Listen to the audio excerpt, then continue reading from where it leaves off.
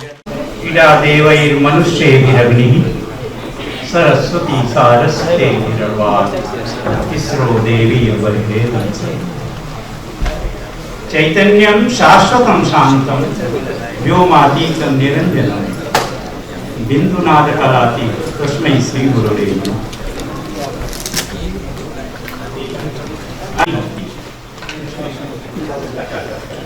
जब वेदवाणी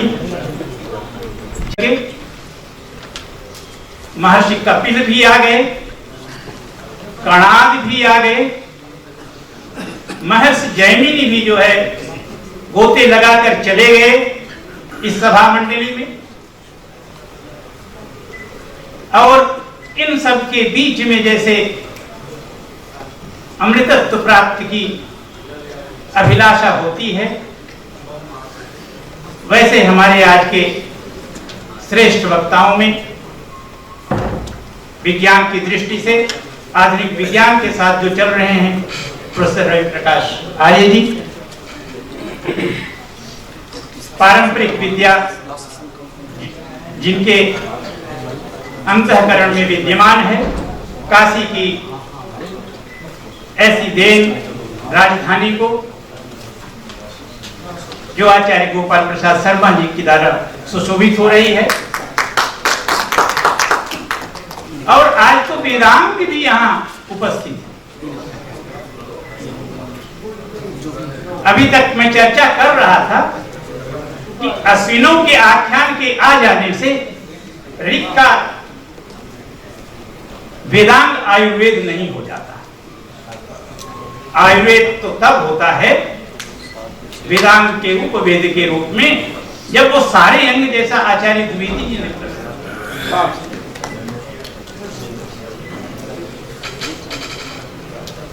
मैं बहुत ही छोटा पा रहा हूं, पारंपरिक आचार्यों के बीच में बोलना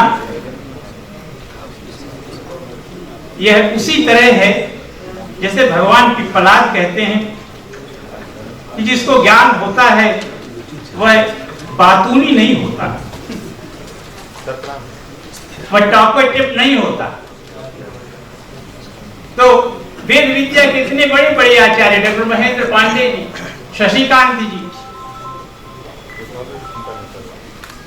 और साक्षात सामवेद की भूमि से जो आए हैं, जो आज इसका समन्वय कर रहे हैं, आचार्य पुरोहित जी। और मैं धन्य हूं कि मैं अपनी कुछ बातें आचार्य पतंजलि मिश्र जी, इसके सूत्रधार समस्त सारस्वत यज्ञ के प्रियवर आचार्य उपेंद्र त्रिपाठी जी और आचार्य कात्यायन जी, और अब इसके आगे किसको किसको संबोधित करूं, क्योंकि जब ज्योतिषाम ज्योति का दर्शन हो रहा, साक्षात प्रकाश के रूप में ब्रह्म विराजमान, शिष्य मंडली के साथ विराजमान, हिरण्यगर्भ संवर्तताग्रे की को कहने की जरूरत नहीं है, शीघ्र पुरुषः कहने की जरूरत नहीं है, सहस्त्रबाहु पुरुषः कहने की जरूरत नहीं है, क्योंकि यह चर्चा उस समय प्रारंभ हुई जब भारत के महानतम आचार्य भरद्वाज जैसे ऋषि, आश्वलायन जैसे ऋषि इन प्रश्नों का उत्तर नहीं दे पा रहे थे कि सृष्टि आई कहां से। अगर दे पा रहे होते और सृष्टि की समस्या का समाधान हो गया होता तो इनके बेटे क्यों टोली बनाकर जाते और पूछते भगवान सीता सीतर से कि अब बताइए।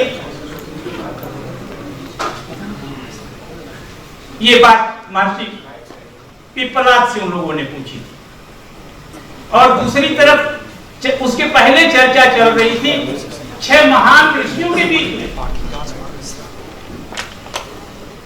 जैसे आप लोग विराजमान हैं ऋषिकत्व के रूप में, गुरु जी को शामिल कर ले तो 6 पूरे हो जाएंगे। सब यह बात आई कि अच्छा सृष्टि का कारण क्या है।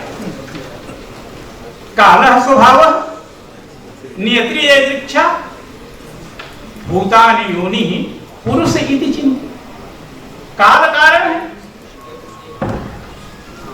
ये स्वभाव है कि सृष्टि होती रहेगी, अथवा ये हमारे कर्मों का परिणाम है कि हम सृष्टि को देखते रहेंगे, नियति है। यह इतना इंडिपेंडेंट है, श्रृंखल है कि जब उसकी इच्छा होती तो सृष्टि कर देता है। अथवा पुरुष कारण है,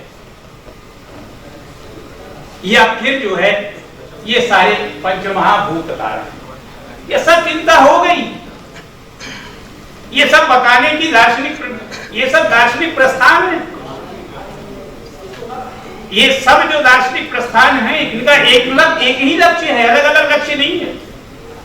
उस अमृतत्व को प्राप्त करना, मोक्ष को प्राप्त करना, भाषा की व्याख्या करके, यज्ञ की व्याख्या करके, तत्व की व्याख्या करके, और सब छह के छह वो कह दिए कि नहीं, ये सब कारण गलत।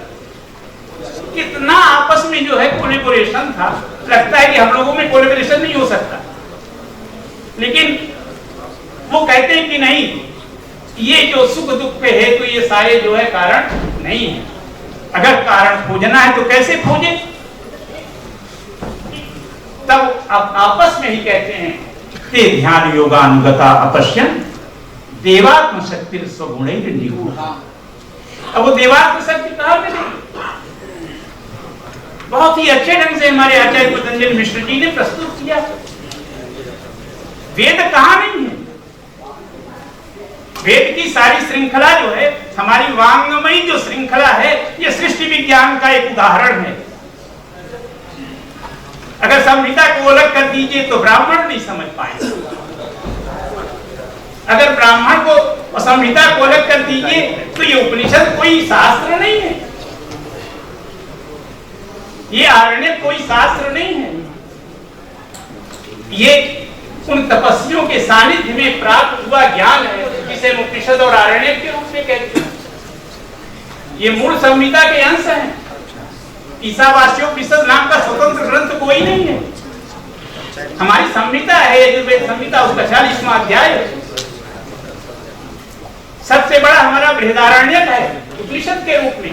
कितने लोग जानते हैं सृष्टि की चिंता करने, सृष्टि विज्ञान पर चर्चा हो रही है, ये सतत ब्राह्मण का अंतिम कांड है। हमारी पूरी की पूरी जो सृष्टि विज्ञान, जो भगवती दुर्गा, भगवती त्रिपुर सुंदरी जो प्रस्तुत हो रही है, कहां से आई है? उसकी नियति को तो देखिए। हमारे जैमिनी ब्राह्मण का एक छोटा सा टुकड़ा है जो भगवती को साक्षात सृष्टिकर्त्री के रूप में प्रस्तुत कर देता है। तो ये सब प्रश्न जो है उस समय भी उपस्थित थे। यह बात भगवान कबंदी ने सबसे पहला यही प्रश्न किया था प्रश्नोपनिषद में, भगवान पिप्पलाद के सामने की बताइए भगवान कुतो हा इमा प्रजा प्रजायन, कहां से उत्पन्न हो रही है यह प्रजा? सारी की सारी सृष्टि कहां से आ रही है? तो सीधे सीधे उत्तर देते हैं। आपने बहुत अच्छा उत्तर दे दिया कि प्रजा जो है वो वहां वो लियंते जो है वो जा नहीं रही है, वो विलीन हो रही है।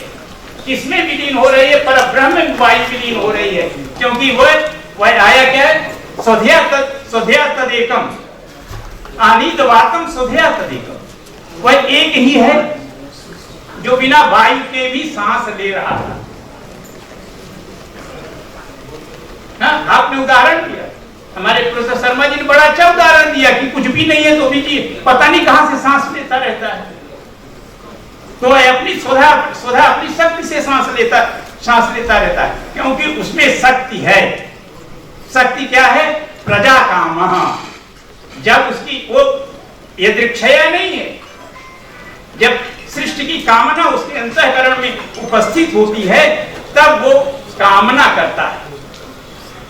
कामना करके सीधे सीधे कोई चीज नहीं आ जाती। सारे के सारे हमारी जो संहिताएं हैं, उपनिषद क्रम से जो है वो सृष्टि का जो विस्तार है, अलग अलग मध विद्या का जो प्रकरण है, वो सूर्य जो है वो शक्ति प्रदान करता है। जो लोग जो है मधु के छत्ते की तरह, एक तिरस्ची ने एक बांस लगा हुआ है, किरणें जो है मधुकर हैं, लेकिन पुष्प कहाँ है? वो मधुकर जो है वो शहद कहां से लेगी? ये हमारी संहिताएं जो हैं यही पुष्प हैं। इस पुष्प से जो रस निकला, जो से मधु निकला, वह सृष्टि विस्तार का सूत्र कहते हैं प्रजा कामः प्रजापति। बहुत संक्षेप में करके इसको, क्योंकि इतना सुंदर प्रकरण है, और जब पूज्य गुरुवर और आचार्य यहाँ विराजमान है तो लगता है कि इस विषय पर चर्चा करती रहे, लेकिन ये इतनी सहज चर्चा नहीं है। इस चर्चा का कोई काल भी नहीं है कि काल से परे है। तब प्रजापति ने दो तत्वों को प्रस्तुत किया, उसको आप ज्योतिष के रूप में कहिए, प्रकाश के रूप में कहिए, और वह तत्व जो है वह है रई और प्राण। अब ये रई और प्राण की व्याख्या जो है अब बहुत ही सरल। रई क्या है? यत् मूर्तम अमूर्तम च, जो टेंजेबल है इनटेंजेबल, जो दिखाई दे रहा है, जो नहीं दिखाई दे रहा है, जो लिविंग है नॉन लिविंग, सब कुछ जो है वो रई है। और क्या कहते हैं फिर? प्राण क्या हुआ? वो प्राण आदमी है, जिससे कि पूरी की पूरी जो है आयुर्वेद की परंपरा निकलती है। ये रई और प्राण ही जो है, अब इसकी आगे व्याख्या करेंगे तो ये क्या है? अधिसोमात्मकम जगत है, ये संसार का जो ये प्रादुर्भाव है। इसको लेकर के हमारा अथर्ववेद जो है वो बिल्कुल से अलग सृष्टि करता है। बहुत ही अच्छे से बात की। वहां जो है वर्स्ट जो है medication system was at time of, जो सबसे खराब सिस्टम था वो था आसुरी चिकित्सा सर्जरी, क्योंकि उस समय हम बात करते थे दैवी चिकित्सा।